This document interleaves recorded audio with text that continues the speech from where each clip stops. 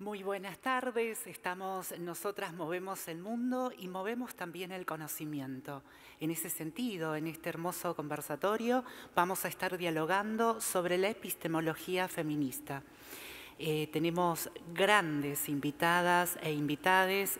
Antes que nada voy a pasar a presentar este hermoso panel y después una breve introducción a las experiencias que vamos a contar el día de hoy. Están con nosotras Dora Barranco, Diana Mafía, Sasa Tezza. Muchísimas gracias, bienvenidas, bienvenides.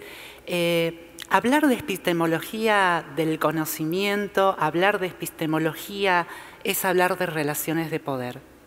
Y ahí las mujeres y las disidencias sexuales quedaron de por fuera de esa construcción del conocimiento científico.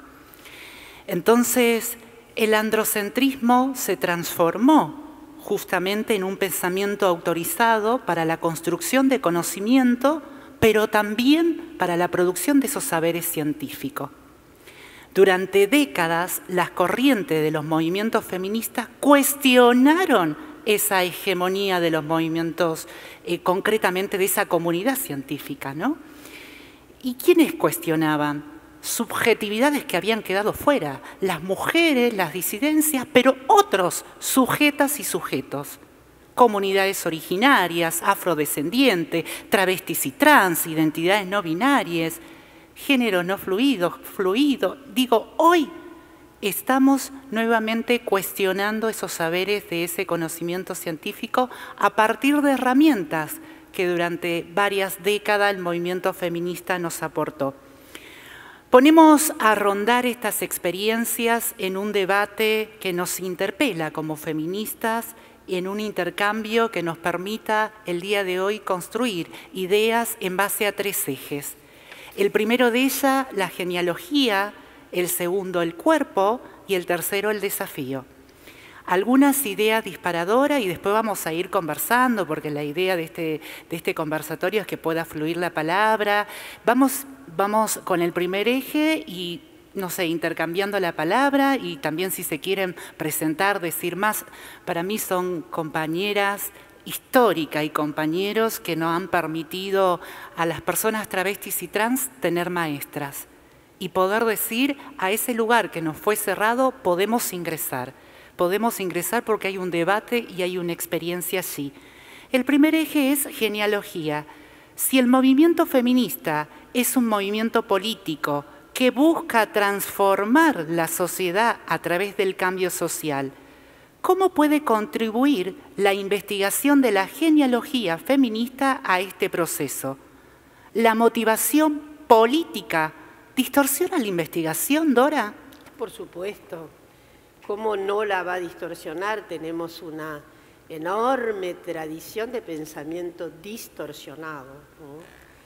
Por efectos de valores, concepciones, en fin, que se han transformado obviamente muchas veces en grandes construcciones de sentido. Y la ciencia es una construcción de sentido, sobre todo en este salto cuántico que produce la ciencia moderna, ciencia al uso o ciencia estándar, como se la quiera llamar, que bueno, voy a traer a un gran filósofo que Diana conoce muy bien, gran epistemólogo, no era feminista, pero hace una incursión que permite hoy que rescatemos, Bachelard, en el sentido de que la ciencia moderna es una ciencia que debe comprenderse en los términos de la eficacia de sus conceptuaciones, de sus concepciones, de los conceptos que tiene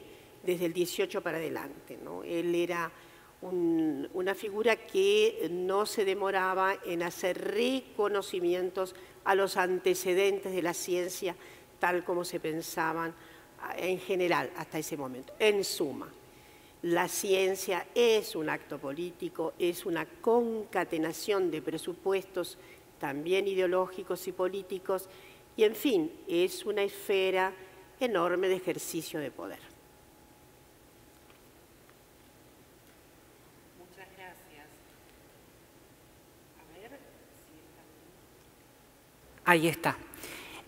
Bueno, la misma pregunta, ¿no? ¿Cómo puede contribuir a la investigación la genealogía feminista, este proceso y la motivación política? ¿Distorsiona la investigación para Diana y después pasamos con Sasa? Yo creo que hay una epistemología feminista desarrollada por el movimiento feminista desde mediados del siglo XX. A mediados del siglo XX se produce un fenómeno importante que es la teoría crítica sobre la ciencia. La ciencia parecía que se desarrollaba internamente, pasaba de una teoría a otra sencillamente por su confrontación con la realidad, por la superación de una teoría por otra, y aparece la crítica sociológica e histórica de la ciencia, una historia externalista, es decir, una historia que muestra que la ciencia va a ser impactada por otras instituciones y no solamente internamente por la propia evolución de los saberes. Y el feminismo, como movimiento político, también hace sinergia con esta crítica sociológica de los saberes. Entonces comienza a ver no solo esta observación acerca de los intereses que presiden la ciencia, acerca de los modos en que, como vos mencionabas al comienzo, Pía, los modos en que las comunidades científicas están restringidas a un pequeño conjunto de sujetos que comparten hegemonías, el ser blancos, el ser propietarios, ricos, educados en la educación académica, occidental, europea, es decir, un modo de estar en el mundo y de ver el mundo desde intereses, desde privilegios, desde puntos de vista que van a transformarse en representativos de lo humano, neutralizándose, diciendo, este es un punto de vista universal, no hay ningún interés, esto que se comparte es como si no existiera. Los intereses de clases, étnicos, de género, etcétera, no son visibles porque se comparten. Y aparece este fenómeno de la neutralidad de la ciencia moderna. Esto va a ser precisamente lo criticado a mediados del siglo XX. La epistemología feminista le va a agregar la visión de género, una fuerte visión de género, y hay distintas etapas. Cuando hablamos de genealogía hablamos de reconstruir una historia con un hilo específico, desde el presente, recuperar figuras del pasado que nos permiten armar una ruta. Y el primer momento fue una especie de rescate de figuras históricas de la ciencia. Bueno, ¿qué mujeres científicas la ciencia debió haber reconocido y sin embargo invisibilizó? Hay muchísimas. El segundo momento fue ¿qué ciencia habríamos hecho las mujeres si hubiéramos formado parte equitativamente de estas comunidades? Y diría que la tercera fue, ¿por qué las reglas de la comunidad epistémica productora de saberes científicos son estas reglas y no otras, descartando como irrelevantes las condiciones que traemos las mujeres y considerando como relevantes solamente las de los varones? Es decir, hay un binarismo que me dice los varones son racionales y las mujeres son emocionales, los varones son objetivos y las mujeres son subjetivas, y solo hay varones y mujeres. Eso es parte de todo un binarismo construido, pero también me dice las emociones no son epistémicamente relevantes, los cuerpos no son epistémicamente relevantes, después vamos a hablar de eso, las emociones, las subjetividades, las narratividades no son epistémicamente relevantes, las metáforas no son epistémicamente relevantes. Todo lo feminizado se le saca valor epistémico, todo lo masculinizado se presupone valor epistémico, y es una tercera etapa crítica. Entonces a mí me parece que ha habido una crítica muy radical por parte del feminismo, que no la han tenido otras posiciones sociológicas, históricas, etcétera, y que esa crítica es una crítica que continúa productivamente, diciendo, si incluimos estas condiciones de lo humano en la producción de saberes, cambiamos los saberes. No es solo que cambiamos la ubicación de las mujeres en esos saberes o en esas instituciones, cambiamos los saberes. Y yo creo que es realmente una tarea política absolutamente relevante. Exacto, y ahí estamos como en esa atención a esa voz autorizada, ¿no? Esa voz autorizada que fue masculina, que fue salida de una comunidad científica binaria, pero que no había lugar para las identidades feminizantes, pero también para las disidencias. ¿Qué pensás, Sasa? A ver, bueno, yo creo que en principio todo acto de producción o de circulación del conocimiento, aquí que todo acto educativo, en definitiva, es per se un acto político. De modo que para mi gusto, la investigación científica y las políticas que se puedan ejercer o no sobre las cuestiones que tienen que ver con la investigación científica, para mí son eminentemente políticas, ¿no? Y sobre este punto, con respecto al trazado de una genealogía feminista, bueno, yo creo que los saberes enfocados en temáticas de género tienen una raigambre profundamente política, ¿no? Digo, hablar del cuerpo, hablar de las sexualidades, hablar de la gestión de las distintas identidades y, en definitiva, poner sobre el tapete, como mencionaba Dora, como mencionó Diana, cuáles eran las voces autorizadas o cuáles voces se presuponen autorizadas y cómo se construye, ¿no? En términos de lo que Dora menciona a propósito de Bachelard, la ciencia, ¿no? Que además Bachelard habla de que la ciencia en definitiva es una historia del error. Digamos, yo creo que los estudios de géneros, los estudios feministas, los transfeministas y por supuesto después con los estudios sobre las subalternidades que, digamos, le otorgan a la epistemología esa mirada sobre la interseccionalidad que también viene a poner sobre el tapete cómo se construyen las cadenas de opresiones que hoy en día los movimientos como el transfeminismo, los transfeminismos, los feminismos, los movimientos de la diáspora, los movimientos afrodescendientes, los movimientos originarios y demás, vienen a mostrar, ¿no? Entonces, yo creo que sí, evidentemente la investigación per se es un acto político, y las investigaciones feministas, transfeministas, las investigaciones que tienen que ver con este arco de las interseccionalidades vienen a resaltar el carácter político de las investigaciones y también a, en primer lugar, a señalar que esa falta o esas ausencias de antes no han sido inocentes.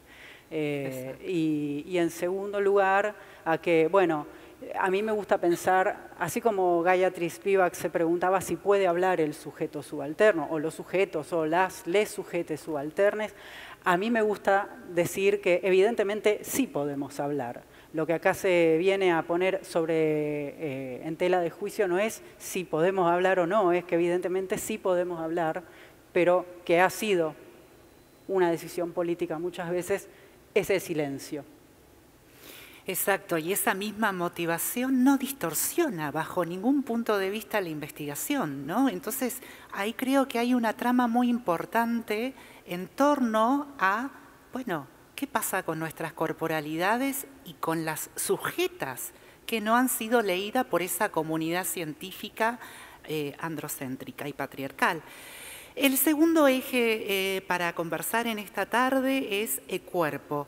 ¿Qué papel juega el cuerpo al incorporarse como eje central de los debates que transita actualmente los feminismos? Podemos romper un poquito, si quieren, así para intercambiar. Vamos primero con Diana. Bueno, es muy importante el tema del cuerpo porque en el conocimiento científico tradicional el cuerpo fue eliminado. El conocimiento era un conocimiento mental, racional mental.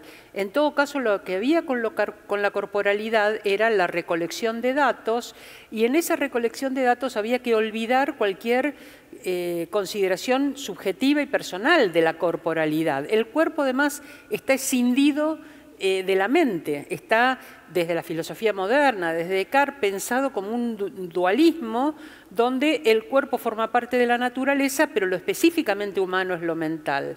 Y yo creo que ha habido desde fines del siglo XX y aún antes una crítica con respecto al lugar que el cuerpo ocupa en la producción de conocimientos. Primero porque donde el cuerpo está instituye mundo y sentido para la vida, no solo para la vida personal y cotidiana, sino para proponer el sentido acerca de lo que hay alrededor. Es la corporalidad la que señala lo que es alcanzable o inalcanzable, lo que es cercano o que es lejano, lo que da dolor, lo que da placer. El cuerpo es una institución de sentidos. No es solo la mente la que instituye sentidos. Y el cuerpo tiene siempre una perspectiva.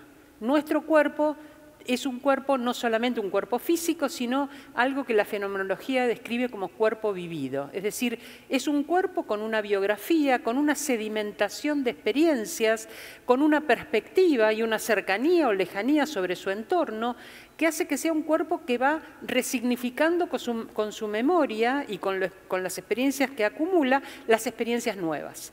Entonces no hay cuerpos desplazables, reemplazables, suprimibles, porque esa perspectiva que cada cuerpo singular tiene, no la tiene ningún otro cuerpo. Las voces que se suprimen son voces que faltan en lo humano. Y esto es algo que hemos aprendido, y que hemos aprendido incluso dentro del feminismo, al abrir el feminismo a las multiplicidades y a las diversidades. Hacer una crítica sobre el binarismo entre cuerpo y mente. Hacer un aprendizaje sobre las multiplicidades de sentido de los cuerpos, la interseccionalidad, el hecho de que un cuerpo tiene clase, tiene raza, tiene color, tiene edad, tiene inscripta además una biografía en términos de marcas, de cicatrices, de arrugas, de todo lo que, por ejemplo, mi cuerpo porta como testimonio de mi historia. Ese cuerpo, que es un cuerpo que se resignifica y se construye, a veces con otros cuerpos, cuando queremos expresar un género y la otra persona recibe esa expresión y nos asigna y nos reconoce ese género, o cuando hay una ruptura de sentido y queremos hacer esa expresión y no nos somos reconocidos o reconocidas o reconocides. Esa crisis en el reconocimiento también tiene que ver con los cuerpos, que es lo que ponemos en escena para ser significados y resignificados socialmente. Entonces me parece que hay en la corporalidad un lugar de reflexión muy importante para la producción de significación que ha sido suprimido en general por la ciencia y que debe ponerse de relevancia si queremos que esa ciencia sea plural. Tal cual, muchísimas gracias, Diana. Dora, ¿qué pensás en relación a los cuerpos, ¿no?, al incorporarse como eje central de los debates que transita actualmente los feminismos? Que la exclusión del cuerpo es la exclusión de algo fundamental en lo humano, aún para el conocimiento científico, el deseo y la pasión. Entonces, esa exclusión del deseo y la pasión es una anomalía. Ha tardado mucho en el reconocerse el papel de las sensibilidades, el papel de los sentimientos y del sensorio corporalizado. Ha tardado mucho tiempo, pero hace falta decir que hoy se ha incorporado como parte de algo que me parece que es indiscutible como plataforma epistemológica, y es el conocimiento situado. Cuando el conocimiento es situado, es la única posibilidad que tiene de vencer la falsa objetivación universal del conocimiento, que también es una profunda abstracción sobre lo concreto de los seres humanos. Y lo notable es que, sin embargo, esto ocurre aunque las científicas, sobre todo los científicos, no se hayan dado cuenta que ocurre. Volviendo sobre una figura que seguramente Sasa y Diana recuerdan, Norsetina, en aquello de cómo se fabrica el conocimiento, se verá claramente que aún en la disposición de laboratorios rigurosos, en donde hay un desacampe total de cualquier vertiente que parece asomar como una perspectiva subjetiva y vaya a saber que, sin embargo, Norsetina nos recuerda cómo se formulan algunas ideas fundamentales en el conocimiento, a veces en el inodoro, a veces en una situación de poca percatancia para lo que sería el tránsito de la mera racionalidad. Y digo esto ¿por qué? Porque el impulso apasionado es fundamental en el conocimiento. Después hacemos una rigurosa retirada, pero no nos descomprometemos del todo. Inclusive volvemos corporalmente sobre la textualidad. El cuerpo es hoy una situación fundamental. Quien escapa al cuerpo puede ser que todavía le cueste mucho a la propia medicina establecer otra relación con el cuerpo. Es notable. La medicina no puede establecer todavía relaciones corpóreas con los cuerpos. Por eso tantas dificultades tiene para hacerse cargo de la diáspora enorme, de la transgresión enorme que tiene el cuerpo. Le cuesta muchísimo, porque tiene una habilitación extraordinariamente despareja o contradictoria. Habla de cuerpos, generalmente en nombre masculino, y tiene muy poca consagración al hábito sensible de los cuerpos. Entonces, si la medicina es capaz de hacer esa revolución, y estoy segura que la va a hacer, dado los desafíos que está poniéndole, sobre todo la inmensa diáspora, el arco ¿no? Sexo social, que es tan desafiante para la medicina, tal vez lleguemos a tener una medicina corpórea que se haga cargo efectivamente de lo sensible y de la experiencia humana en toda su plenitud. Tal vez sea mucho más hábil para la transformación, inclusive en términos de salud. Gracias, Dora. Bueno, eso que decís es sumamente importante porque durante mucho tiempo, bueno, sobre todo en el siglo XX, las corporalidades travestis, trans, no binaria, forman parte de esa lectura, la anomalía, ¿no? ¿Quién era la anomalía? ¿Qué era esto de la patología, la disforia de género? O esto que no encaja con esa normalidad. ¿Qué pasa con los cuerpos, Asa? ¿A qué te lleva esta reflexión de la pregunta? Y bueno, a ver, es una pregunta bastante movilizante en lo particular. Sí, coincido con las apreciaciones que hicieron Diana primero y Dora después, primeramente en esta falsa división dicotómica entre cuerpo y alma. Digo, Diana, la filósofa, me sabrá decir si me equivoco, ¿no? Digo, cuando Descartes hablaba de la res cogitans y de la res extensa, y qué papel fundamental le otorgaba, ¿no? a la res cogitans. De hecho, es el pienso y por lo tanto soy, ¿no?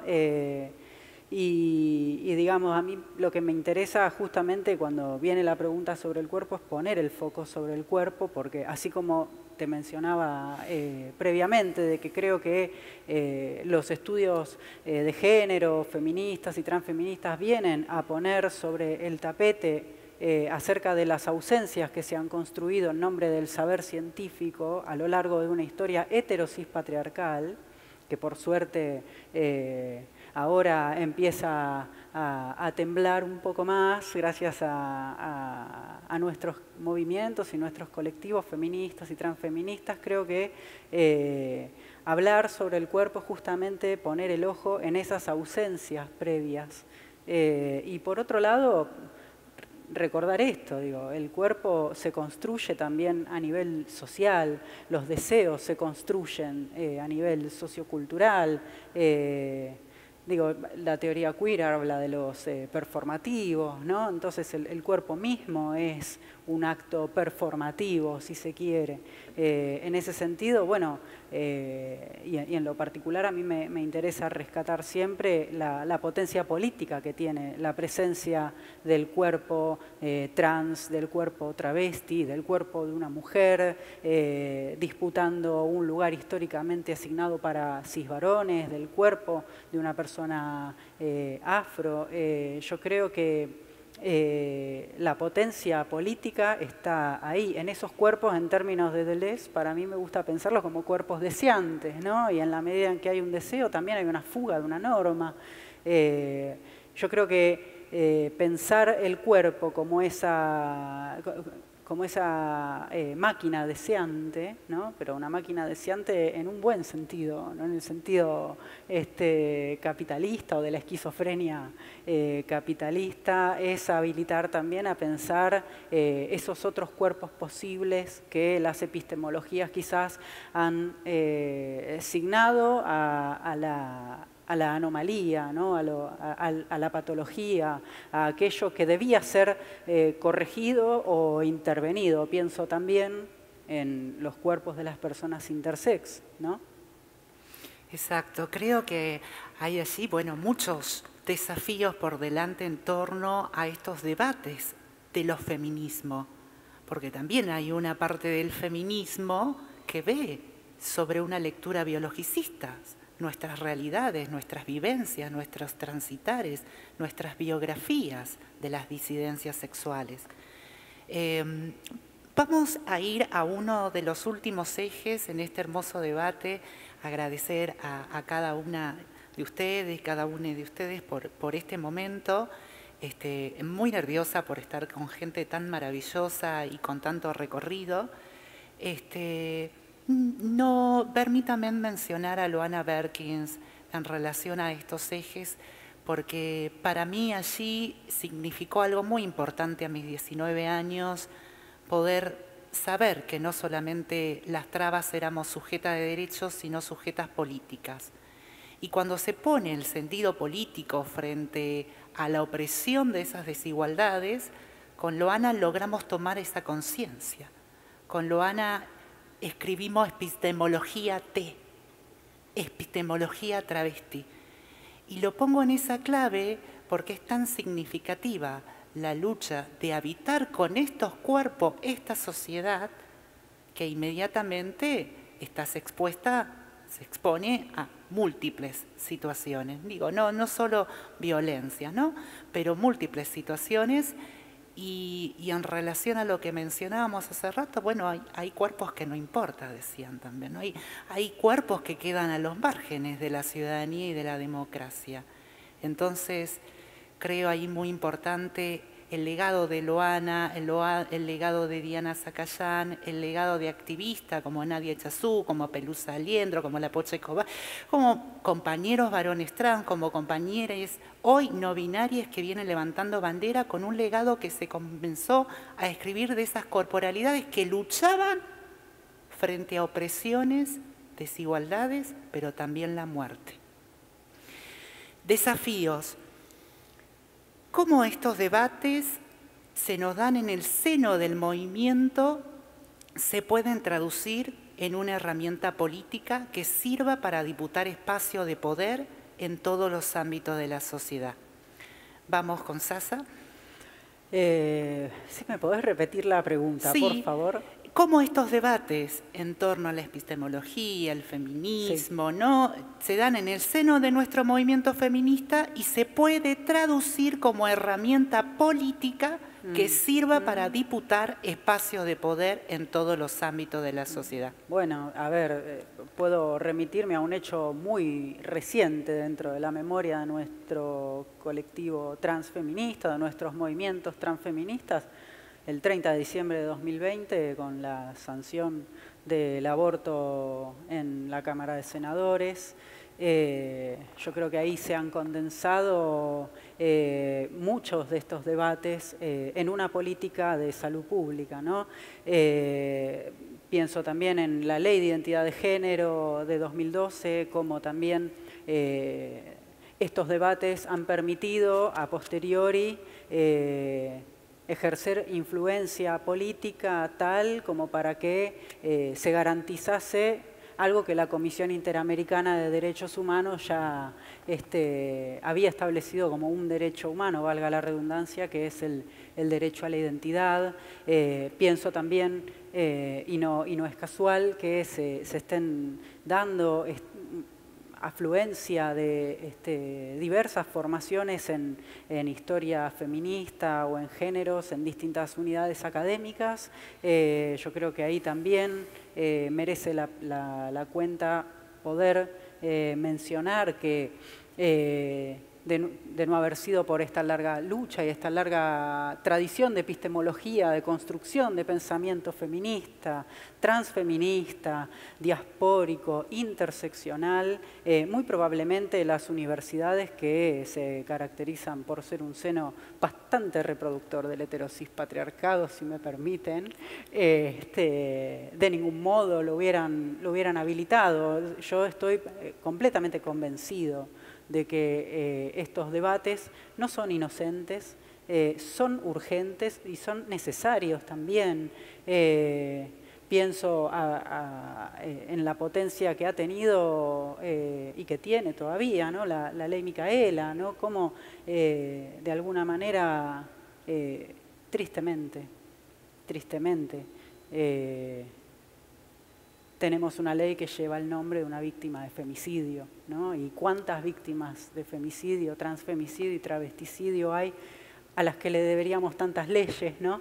Pero en definitiva es una ley que propugna por la construcción de poderes políticos con una fuerte impronta en las problemáticas que tienen que ver con nuestros colectivos transfeministas y feministas.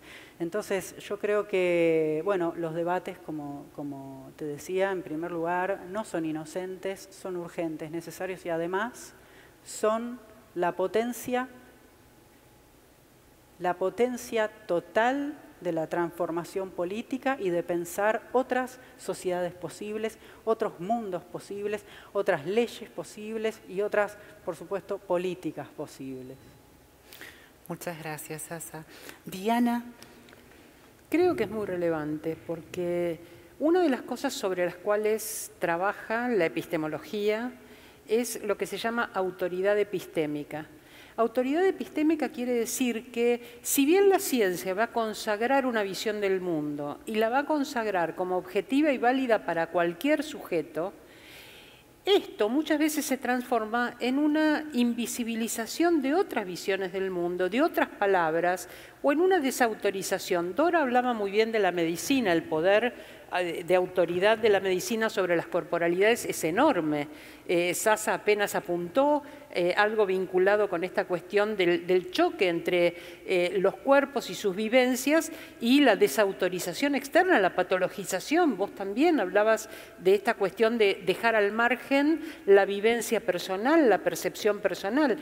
Cuando logramos que un colectivo de sujetos que permanecieron al margen de ese conocimiento socialmente valorado, de esas comunidades epistémicamente relevantes, ingresen en la relevancia y hablen en primera persona y se les preste atención a sus visiones del mundo, ese es un logro político. Eso hizo Loana con la comunidad travesti. No se hablaba solamente desde el periodismo, los legisladores, la academia de las travestis o de los travestis o de les travestis, o en este momento una enorme amplitud de identidades que podemos nombrar y algunas que no tienen nombre posible o porque están en tránsito o porque no quieren ser nombradas. Entonces no se trata de ir agregando categorías, de armar una enorme serie de una sigla larguísima. Se trata de permitir que en primera persona se construyan y que las corporalidades históricamente, subjetivamente se construyan y que esa autoridad epistémica entre en diálogo con el resto de las autoridades. En esto consiste el cambio político. Es como ingresar al contrato social. Y esto pone, por supuesto, en crisis las cuestiones de representación política.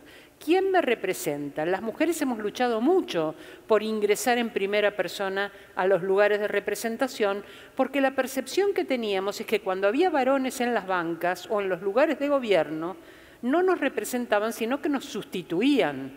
Nuestros intereses no estaban allí, estaban los de ellos, presumiendo que hacían lo mejor para nosotras, eso sí.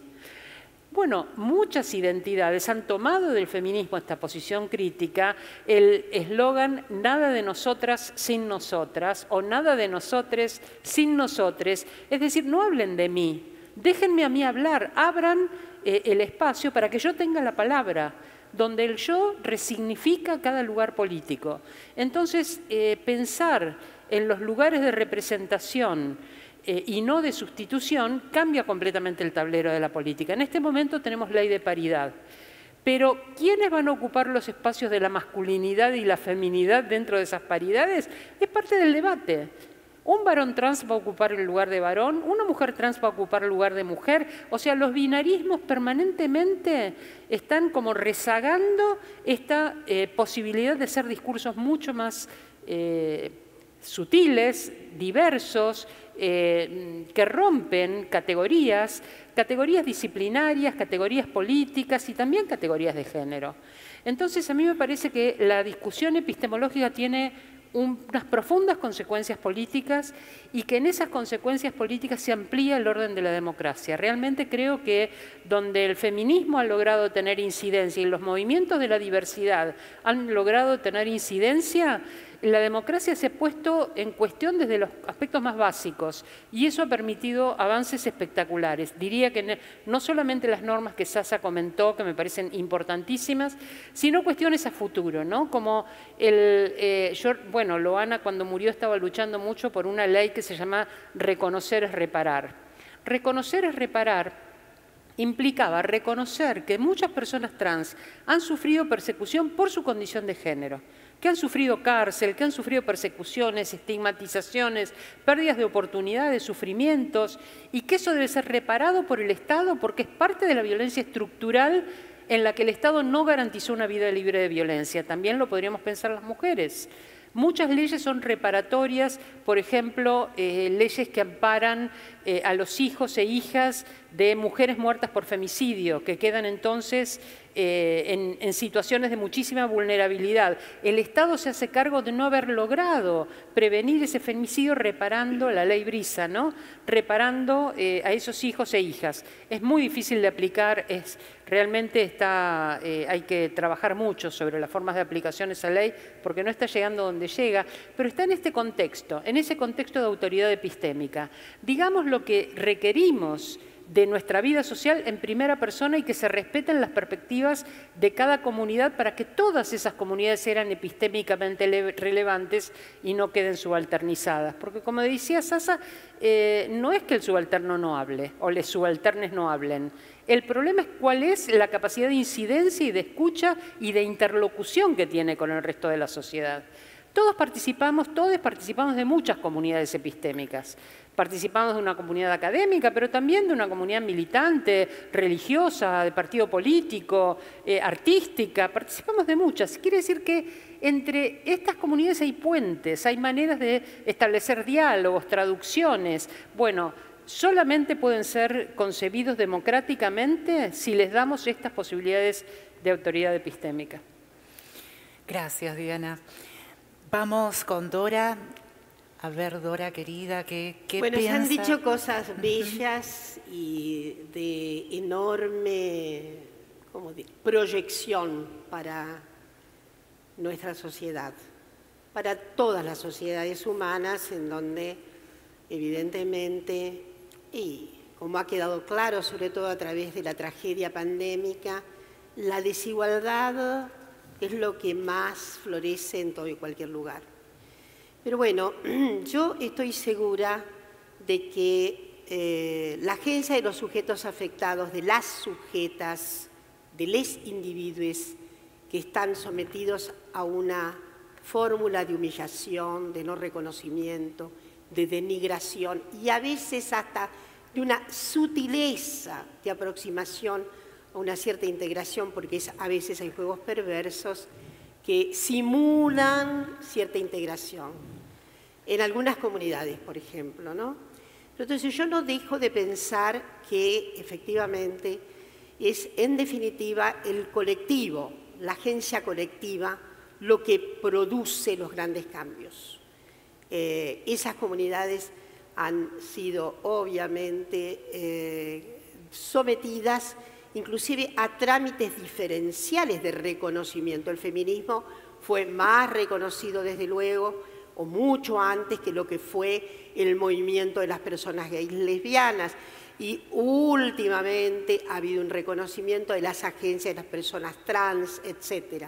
Como vemos, en realidad tenemos canteras diferenciales de reconocimiento, y estoy segura, sí, perdón esta digresión, que los feminismos, en una circunstancia que debemos celebrar, sobre todo en la cuenca latinoamericana, han sido muy envolventes y abrazadores finalmente de las posiciones de la Agencia de Reivindicación de Derechos de las Personas Trans, cosa que no es tan común en todas las latitudes hoy día y que tenemos algunos traspiés de los que mejor no quiero hablar. Entonces, no escapa a nuestra consideración que es la agencia por esos derechos fundamentales. Ahora bien, en nuestros países ha sido igualmente importante el trayecto aportado por el conocimiento, por la indagación académica, por la investigación.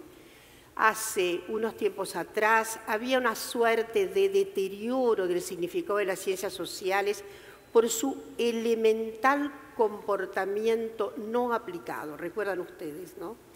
Y voy a recordar mis propias palabras hace unos años diciendo que lo más importante que habían hecho las ciencias sociales en la Argentina era obviamente aumentar la aplicación significativa acompañando el enorme movimiento de reivindicación feminista, el enorme movimiento de reivindicación de las personas trans, etcétera, etcétera.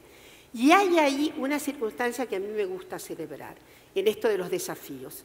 También la academia argentina tiene un apego militante. Es muy difícil en la Argentina encontrar una experiencia académica, un sujeto, sujete académico que diga, ah, no, yo solo me ocupo de esta regla de cientificidad acerca de mi objeto. No es así, felizmente. No en todas las comarcas es así, ¿eh? Por caso, en Estados Unidos hay un diferencial grande, salvo errores y excepciones muy importantes. Pero en general, los núcleos académicos en Estados Unidos tienen un comportamiento de política académica, no de política general. Ahora ha cambiado un poco la situación, sobre todo a propósito de los estremecimientos traídos por el cimbronazo de la derechización en Estados Unidos. Pero en América Latina ese tránsito ha sido mucho más apegado, ¿eh? Yo podría decir que en la Argentina casi todas las que nos hemos dedicado a la vida académica hemos hecho vida militante, política, práctica. Entonces acá es más fácil, en todo caso, y ahí con esto termino, desafiarnos hacia adelante.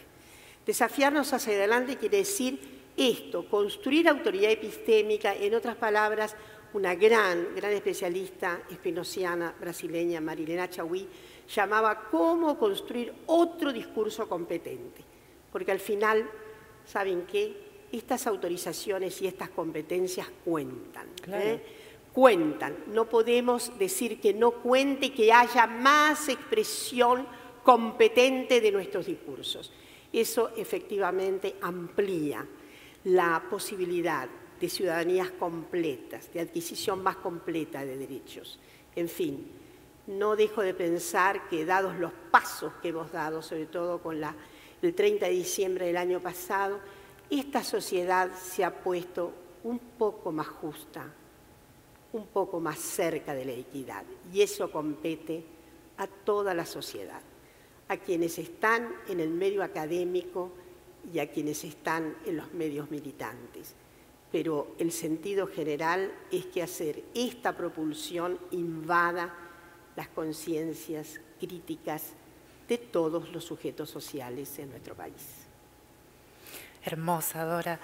Bueno, yo estoy sumamente fascinada, la verdad que podríamos súper seguir, queda un espacio para la última vuelta ya para cerrar.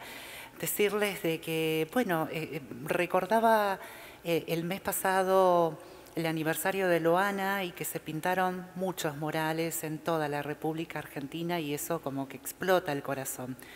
Y a donde voy me gusta presentarme no solo como travesti trans, afrodescendiente, indígena, salteña, sino porque encuentro en Loana ese legado y hablaba con Emiliano Litardo en ese momento lo importante que era ver esos murales en instituciones que nos habían cerrado la puerta como centros de salud.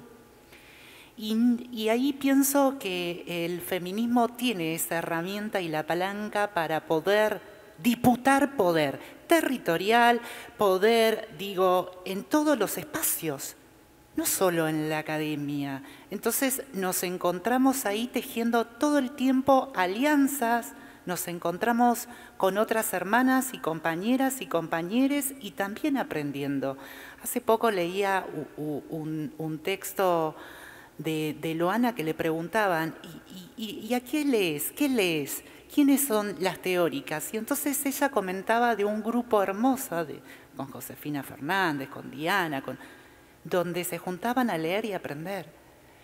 Y eso escapa muchas veces de la academia, porque muchas personas travestis y trans hemos sido expulsadas en nuestras juventudes de esos espacios institucionales.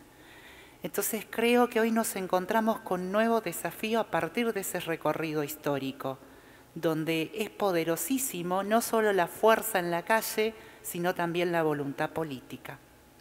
Porque es allí donde encontramos hoy algo que todas las activistas y militantes peleamos, que tiene que ver con el cupo laboral travesti trans, que tiene que ver con el cupo y la inclusión de las personas. Y eso también es un mensaje para el conocimiento, para la comunidad científica, para la academia.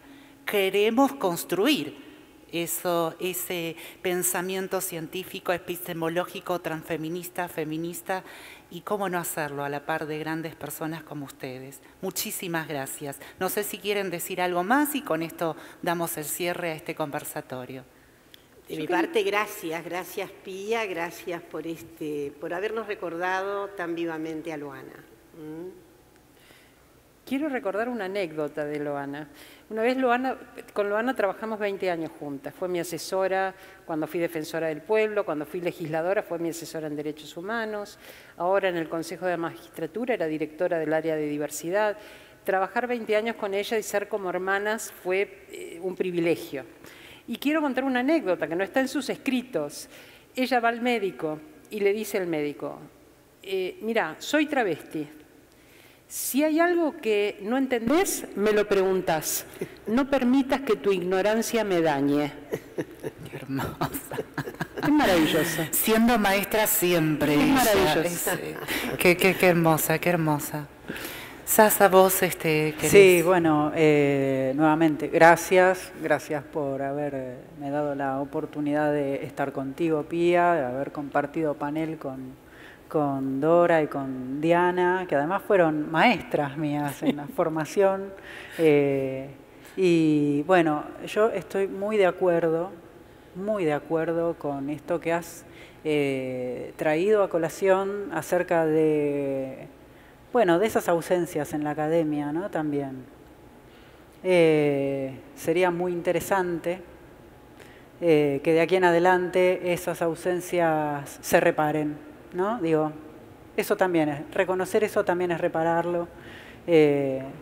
Y sería muy interesante pensar en que las academias, sí, evidentemente, son espacios donde se circulan los saberes y donde se producen también saberes y nuevos hallazgos, pero principalmente a mí me gusta pensarlos como espacios eminentemente humanos, donde lo más importante es el factor humano. Y en ese sentido, bueno, creo que hay una deuda con nuestro colectivo trans, travesti y no binario,